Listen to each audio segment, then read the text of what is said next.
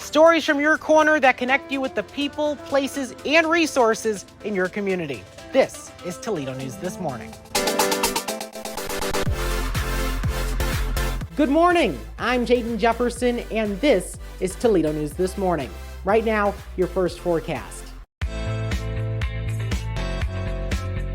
I took weather outside because it will be a partly sunny Saturday with a high in the lower 60s and low in the upper 40s. As you're likely aware by this point, I-475 is undergoing a reconstruction and widening between Airport Highway and the Maumee River. So if you've been curious as to when this work will wrap up, ODOT says late December.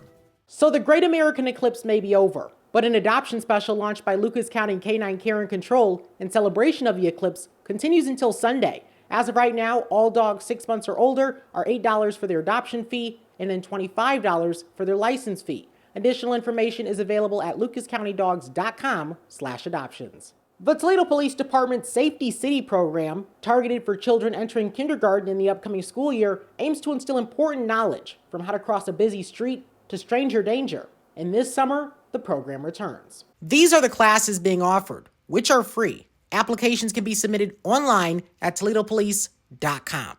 Quality Time Childcare, which currently maintains 2 locations adjacent to each other on Dorr Street in Toledo, broke ground on a 3rd in October of 2022. And on Monday, the ribbon cutting for Quality Time 3 is set for 10 a.m. at 2343 Dorr Street. All are welcome. A bill in the Ohio House, co-sponsored by State Representative Michelle Grimm, would add an exemption for candidates who changed their name in the last 5 years, granted by any Ohio court, from having to disclose that. Said Representative Grimm of House Bill 467, allowing people to run for office under their chosen legal names acknowledges the basic human right to self-identification and personal autonomy. It's a step towards more inclusive and representative governance. It awaits further scrutiny in the House Government Oversight Committee. In sports this morning, the Toledo Walleye take on the Fort Wayne Comets at 7:15 tonight at Huntington Center. And the Hens are back in town, set to take on Indianapolis at 4:05 p.m. in Fifth Third Field. From 10 a.m. to 2 p.m. today at Maumee Valley Habitat for Humanity Restore on Conant Street, a recycling event. Now here are the details of what's being accepted. It has been the talk of more than just the town.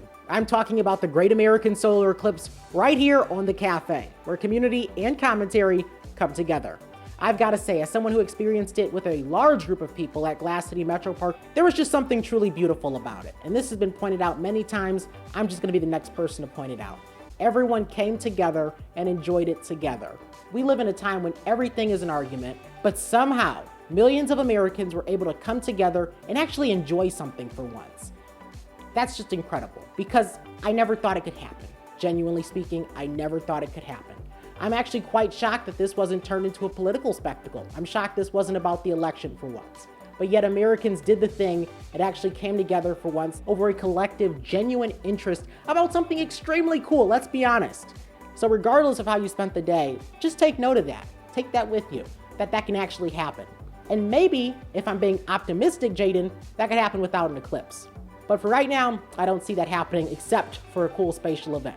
But please, please, please prove me wrong. That is this week's Cafe. I'm Jaden Jefferson, and think about that a little bit this weekend. Have a great Saturday.